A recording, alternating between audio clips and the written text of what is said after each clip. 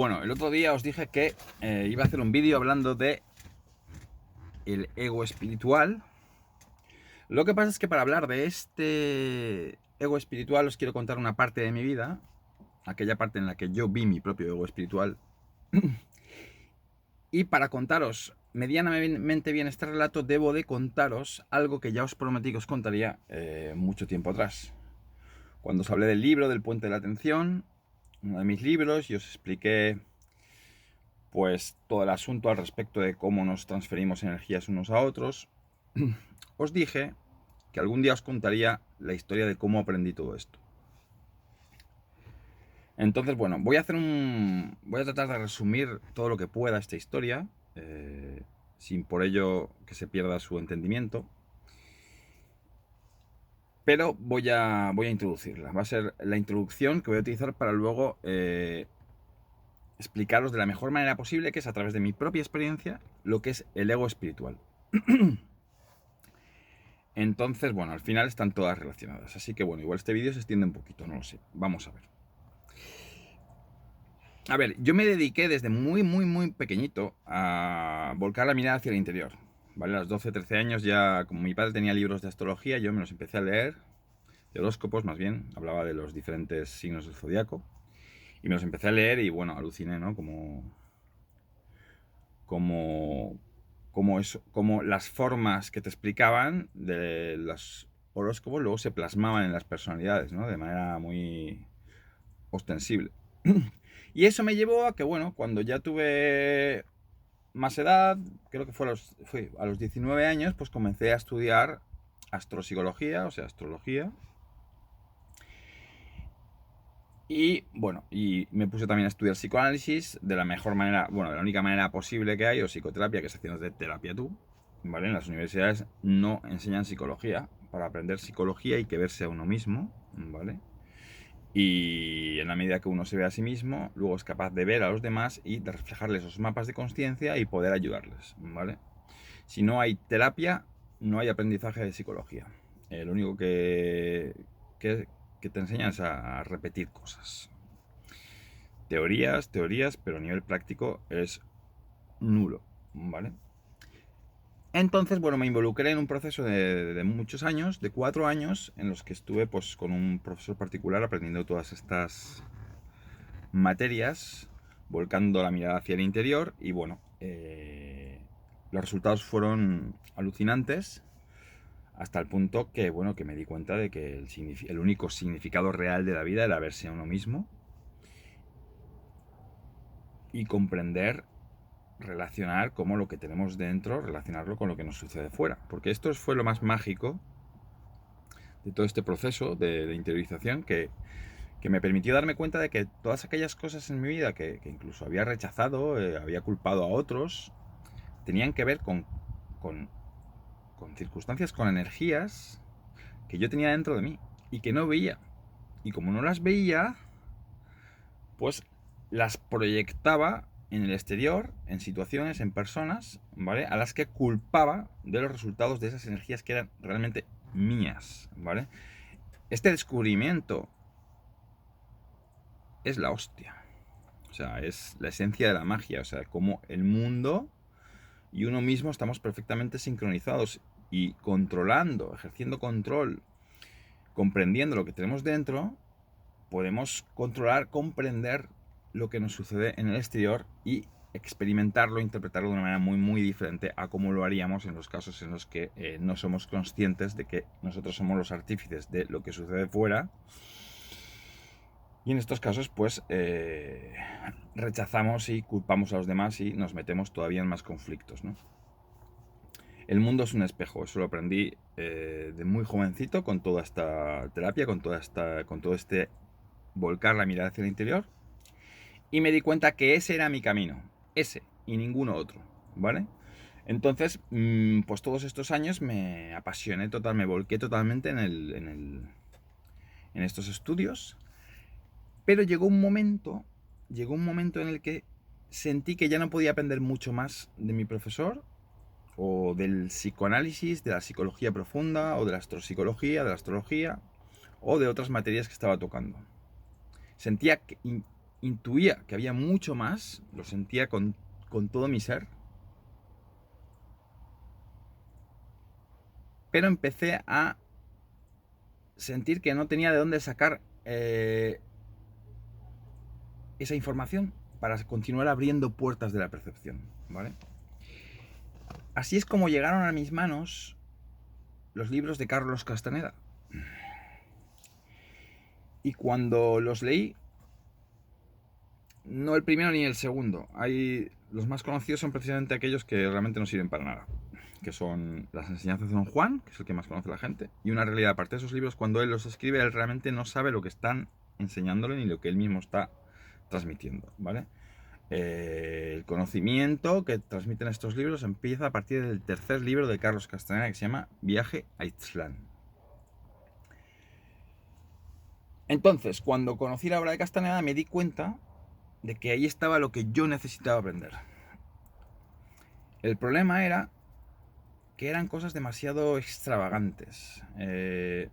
Castaneda tenía un maestro, un chamán, un brujo, como lo quieras llamar, un guerrero del conocimiento, más en términos de la obra de Castaneda o de Don Juan, su maestro.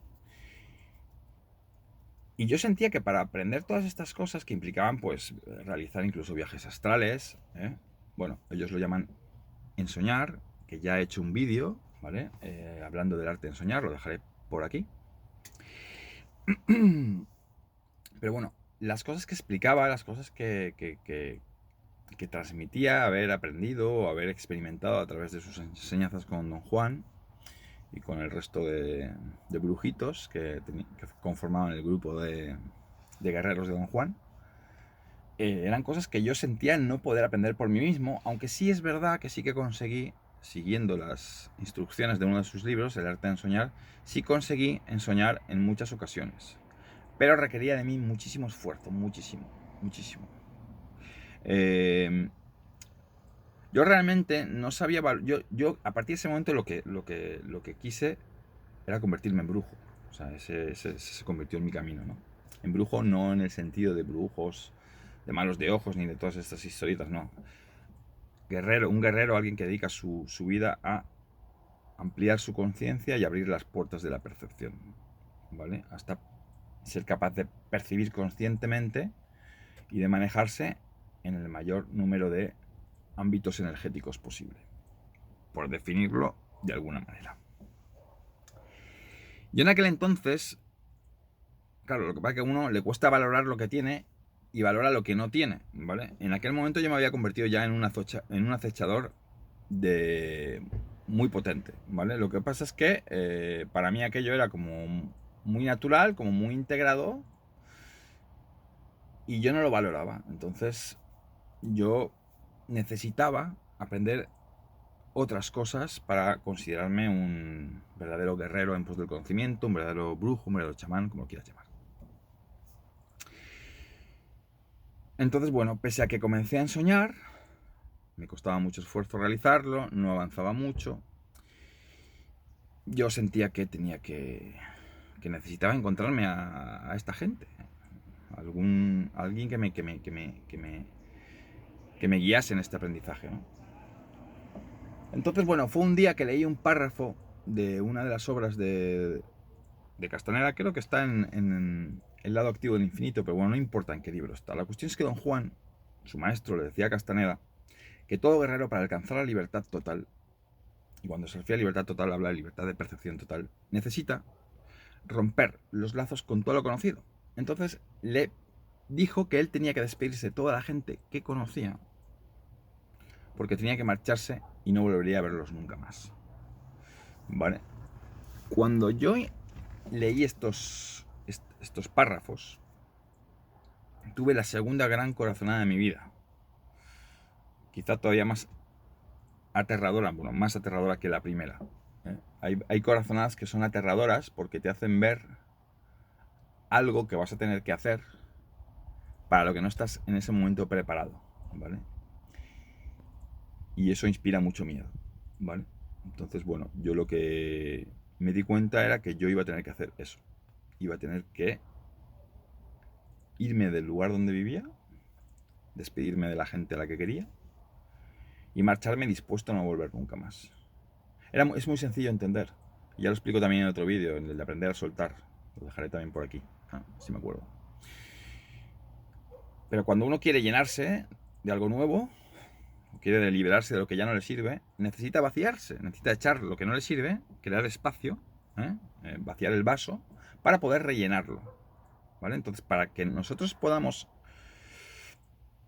encontrarnos nuevos senderos para recorrerlos, necesitamos abandonar los anteriores. Hay que soltar para poder coger. Es ley natural. Si tengo las manos llenas, no puedo coger cosas nuevas. Necesito soltar. No nos cabe todo, ¿vale? Total, que yo en ese momento no estaba preparado para realizar... Tenía en aquel entonces 22 años. Y bueno, me costó 4 años de mi vida seguir esa corazonada. 4 años. Que fueron 4 años de mi vida en los que me fui desligando, desapegando de todo aquello a lo que estaba ligado, que aparentemente eran ciertas personas, ciertas cosas, la chica de la que estaba enamorado, mi negocio, que ganaba mucho dinero como contrabandista, mi carrera teatral, que tenía una carrera teatral espectacular, ¿vale? Aunque sí que es verdad que ya cuando yo escogí meterme a hacer teatro, realmente yo ya sabía lo que quería, así que bueno, tampoco me costó tanto. Pero sí que es verdad que bueno, que en el momento en el que me fui, en el que emprendí el viaje, pues estaba metido hasta el cuello. Acababa yo de escribir una de las obras incluso para que íbamos a interpretar, que era una adaptación de Drácula, que la tengo publicada en Amazon también, es súper interesante. Y bueno, la historia, la intuición es así de sencilla, como un cuento de hadas. Si tú abandonas todo en tu vida, dispuesto a no volver, y te vas. Yo interpreté con el tiempo que esto tenía que ir al desierto de México donde crece el peyote. Allí te encontrarás con un brujo, con un grupo de brujos, que te enseñarán lo que necesitas para continuar tu camino. Entonces, claro, esto es como un cuento de hadas que dices, tu razón te dice, tú estás loco. Y más cuando tú estás desligando de todo, dejando a la chica de la que estás enamorado, quitándote de encima tu profesión con la que ganas un montón de dinero, tu carrera que te gusta muchísimo, en el teatro. Te vas a despedir de todo el mundo que conoces, dispuesto a no volver a verlos nunca. Y tu mente, que no entiende de la intuición, tu mente dice, tú estás loco, tío. ¿Cómo vas a hacer eso? Mira lo que estás haciendo. ¿Vale? Y además nunca me atreví a irme, ¿sabes? Entonces, claro, encima yo iba alejándome, dejando las cosas que tenía y luego encima no me iba, ¿vale? Bueno, no quiero enrollarme mucho porque no es esta la finalidad. Esta historia ya la contaré detenidamente seguramente en un futuro, ¿vale? Pero la cuestión es que finalmente lo hice. Me desapegué de muchas cosas, hice mucho trabajo y encontré la salida. Encontré la salida y me marché allí, ¿vale? Allí no sabía ni dónde era. Cuando llegué a México me hablaron de una aldea en este desierto y sentí que era ahí donde tenía que ir, ¿vale? 36 horas después de llegar a esa aldea me encontré con un tío que me hizo experimentar de manera clarísima cómo la energía la podíamos transferir y en efecto se transfería de unos a otros, ¿vale? Lo que pasa es que esta persona también tenía un ego espiritual de la hostia y no me explicó las cosas como eran, lo centró en que era un poder suyo y que él lo había hecho y que yo había conseguido experimentarlo, especialmente a través de su poder, ¿vale? Lo que pasa es que, bueno, como no me cuadraron muchas cosas de las que me dijo, yo luego, pues claro, como la experiencia sí era clarísima, pues me involucré y, bueno, claro, yo había dejado todo en mi vida para que esto ocurriera, ¿vale? Imaginaos, entonces, claro, a partir de ese momento, el único objetivo de mi vida fue comprender y poder desarrollar esto y poder experimentar esto por mí mismo, no con la ayuda de otra persona. Y bueno, y conseguí hacerlo. Conseguí reproducir lo que este tío había hecho conmigo, con otras personas. Y bueno, cuando yo compruebo que soy capaz de realizar algo tan extraordinario como conseguir que otras personas puedan ser conscientes de cómo me transfieren o me transfieren su energía o les transfiero la mía, pues entonces yo ya siento haber obtenido lo que buscaba. Y no solo esto, habían más cosas. Aprendí también psicomagia con este tío, de la que ya hablaré en otro vídeo, ¿vale? No hablaré bien de ella, que lo sepáis. Pero yo empecé a hacer cosas muy extraordinarias con las personas, ¿vale? Entonces, lo que ocurrió es que yo quería creer que yo reproducía todos estos, llamémosles experimentos o estas acciones chamánicas, con el fin de ayudar a otras personas a comprender las posibilidades que tenemos, a conectarse con su cuerpo energético, a darse cuenta de lo que sucede a nivel energético. Con la psicomagia practicaba, entre comillas, ya hablaremos de ello, insisto, curaciones. Yo quería creer que hacía todo esto para ayudar a otras personas a curarse de enfermedades. Y bueno, fue como un año después de estar involucrado en... Yo en aquel entonces vivía en Latinoamérica, estaba viajando en mochilero y bueno, me iba encontrando con personas y iba montando todos estos encuentros chamánicos, ¿vale? Entonces me encontré con la que se convertiría en mi verdadera maestra en Argentina, una señora mayor, en un pueblecito, cuyo nombre no voy a decir. Y bueno, esta señora, tras un proceso que no voy a contar aquí en este, insisto, es que no quiero alargarme mucho, ¿vale? Pero esta señora, después de ayudarme a básicamente pegarle un estacazo en el corazón a mi padre y tratar de solucionar los problemas que había causado mi padre, para lo que tuve que volverme a España, cuando regresé, ella lo que hizo fue pegarme un estacazo a mí en el corazón, siguiendo básicamente el mismo proceso que me había enseñado a seguir para pegárselo yo a mi padre. La ironía, la verdad, que ¿cómo lo llamaría? La poesía del destino no tiene límites. La cuestión es que esta señora, aprovechándose de lo que hizo fue pegar un golpe clave en mi coraza, ¿vale? Haciéndome ver un daño que yo le había hecho a la persona que más quería en el mundo. Y cuando ese golpe fue certero, mi coraza se debilitó. Y entonces ella aprovechó para decirme, de repente vino a mi casa y me soltó todo. Vino y me dijo que todo lo que yo había hecho en mi vida lo había hecho desde el ego.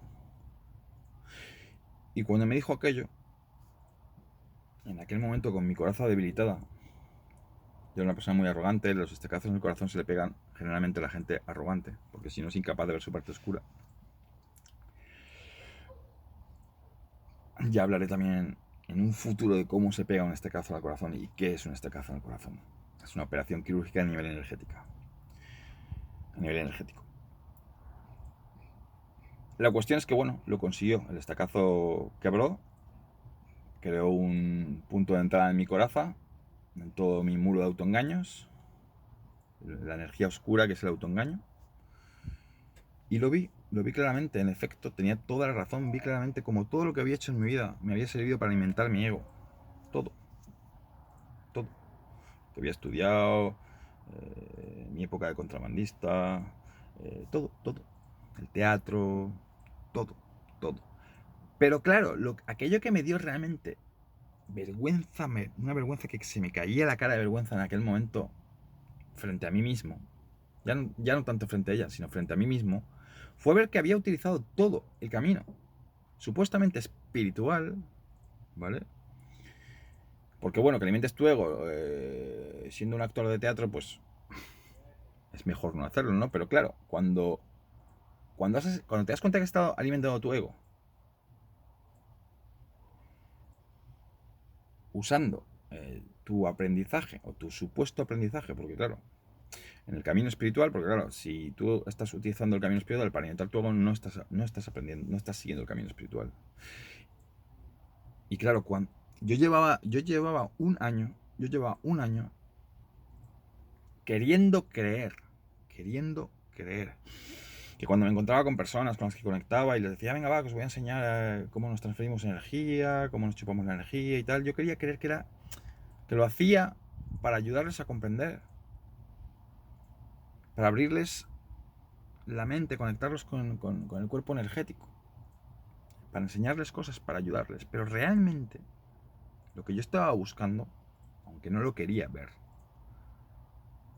era que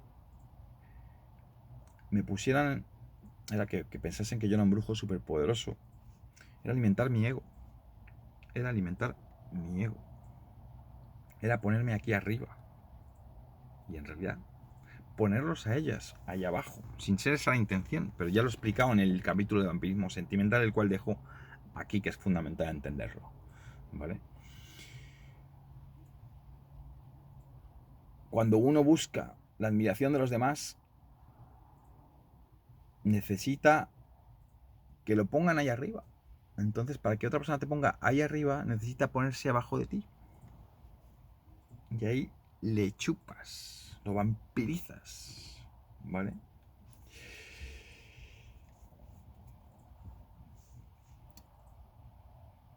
Esta es otra manera de explicar la diferencia entre algo inconsciente y algo subconsciente. Subconsciente es porque tú lo sabes, tú no quieres verlo. Si no quieres verlo es porque lo ves. Entonces, cuando esta mujer vino, me pegó el estacazo en el corazón y me dijo la verdad sobre mí, yo la vi con mucha claridad porque ya la había visto. Lo que pasa es que me la había estado tapando, ¿eh? Esto es lo que hacemos subconscientemente. Como cuando intentamos que otras personas nos admiren. Subconscientemente las rebajamos. Y es subconscientemente porque nosotros no nos permitimos a nosotros mismos ver cómo, para que nos admiren, tenemos que machacarlas, ponerlas ahí abajo. ¿Vale? Así que bueno, 22 minutos de vídeo ya. Vale. El ego espiritual. El ego. Las dobles intenciones. Mirad, el símbolo de mi canal es el hexagrama 25 del I Ching, que se llama la inocencia. ¿Vale? La inocencia nos habla de la energía pura que sale del corazón, sin dobles intenciones. Esa energía es la que sirve cuando haces algo de corazón. Pero cuando tienes la doble intención y dices, sí, yo voy a hacer esto, pero lo voy a hacer para, o también para que se crean que yo soy un brujo súper poderoso, y bueno, pues eso, para hinchar mi ego, para sentirme satisfecho a costa de una energía externa, para llenar un vacío, un sentimiento de inferioridad que yo tenía y que me empujaba a intentar obtener grandes logros en la vida, para de esta manera aplacar, tratar de aplacar ese vacío, ese sentimiento de inferioridad. Pero claro, el sentimiento de inferioridad es mío y nadie lo podía llenar desde fuera. Nadie. Es lo que siempre explico cuando hablo de vampirismo, que chupar la energía a los demás puede resultar satisfactorio en un momento, pero realmente no nos llena aquel vacío que nos empuja equivocadamente a buscar llenarlo a través de los demás. Entonces es inútil y además te convierte en un esclavo de tus propias víctimas. Porque claro, necesitas, como no se llena, necesitas todo el tiempo estar intentando sacarles esas energías para obtener la satisfacción inmediata, momentánea, pero no profunda. ¿Vale? Entonces, bueno, fue a partir de ahí realmente cuando yo empecé a ver de verdad lo que era mi arrogancia, ¿vale? Que ya en el psicoanálisis la vi, pero claro, vi un nivel muy superficial, porque yo era muy jovencito y tenía una manera de arrogancia muy burda, muy obvia. Entonces, lo que hice en aquel entonces fue disimularla. Yo creía que me había curado, pero realmente lo que hice fue disimularla y convertirme en un vampiro sentimental pues mucho más peligroso, porque claro, ya no era tan evidente, al contrario. Mi arrogancia, es decir, mis intenciones de chupar sentimientos de admiración, sentimientos de superioridad de otras personas, con lo que esto implica, que es el desarrollo de los sentimientos de inferioridad por su parte, contrapuestos respecto a ellos mismos, pues estaba muy disimulado. Entonces es más difícil darte cuenta y pues te conviertes en un vampiro más peligroso. Un vampiro sentimental, en este caso, más peligroso. Entonces, pues bueno, todo esto lo vi aquel día. Pasé 48 horas en la cama. Ayer era como si estuviese... Era como una serpiente que estaba cambiando de piel. En aquel momento incluso me costó ver lo que era la arrogancia. Me observaba como que tenía algo ahí, algo que recubría mi ser, mi cuerpo energético, mi vida, una máscara, ¿no? Algo que no era mío. Y eso era la arrogancia. Y aún así me costó muchos años poder tratar de tal igual o tratar con otras personas de igual a igual o transmitir todo ese tipo de conocimientos que puedo transmitir ahora en estos vídeos de igual a igual, sin apretar con la mirada. Por eso el otro día os dije, tengo que hacer este vídeo, el de los hechiceros, antes de aquel en el que os voy a hablar del ego espiritual. ¿Por qué? Porque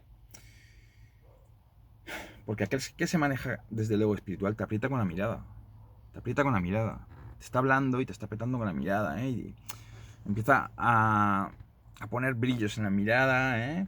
Como se alimenta a sí mismo, ¿eh? Mete los mismos brillos de los que hablaba el otro día, ¿eh? Como que sabe algo que tú no, como que está por encima de ti, ¿vale? Lo que pasa es que si lo hace sutilmente, de manera simpática, transmitiéndote cosas interesantes, te la cuela,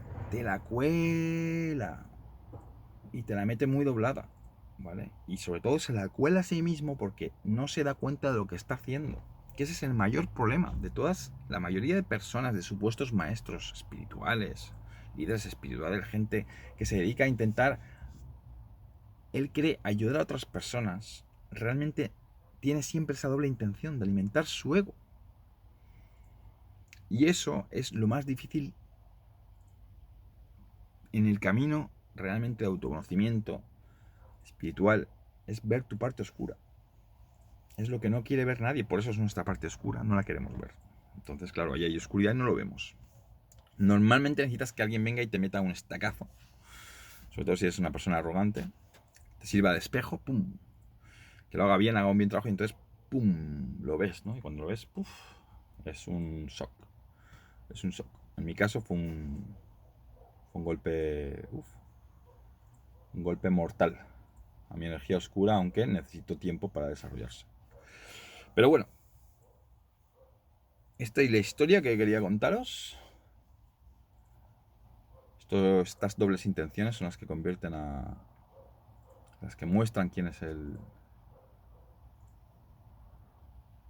que está dominado por su ego espiritual. Y bueno, la manera de detectarlo es con su mirada, viéndote cómo te aprieta, viendo esos chispazos, como te hace sentir que él sabe algo que tú no, que él está por encima realmente, ¿no? Que obviamente el que te enseña algo sabe algo que tú no, está claro, y tú lo vas a sentir, pero una cosa es transmitirlo de igual a igual y otra cosa es apretar con la mirada, otra cosa es tener la doble intención de que te admiren, de que te transfieran sus sentimientos de superioridad, de que crean que eres, en este caso, muy poderoso. A ver, que tengo un problema ahí con el perro. Ah, no, vale. No, es que hay un perro ahí que lo llevan siempre atado, porque es agresivo, y mi perro anda suelto, uno de ellos. Bueno, pues yo creo que ya está, aquí lo dejo, la explicación al respecto del ego espiritual, la cual me ha permitido comenzar a contaros un poquito cuál fue la historia que me llevó a aprender todo aquello que cuento en mis libros, no solo en el puente de la atención, en todos ellos. Bueno, corto y cierro, que ahí sí ya va mi perro a acercarse el otro. Vale, regreso un momentito. Siempre que hagamos algo tenemos que preguntarnos ¿por qué lo hacemos? ¿Lo hacemos porque el curso natural de las circunstancias nos ha invitado a ello? Porque de manera espontánea ha surgido el que hablemos de esto o el que hagamos este movimiento. ¿O tenemos una doble intención? Queremos demostrarle algo a alguien. Esta es la clave. Eso es lo que hay que observar. Esa es la pregunta que siempre hay que hacerse para darse cuenta de si actuamos desde el corazón o desde el ego.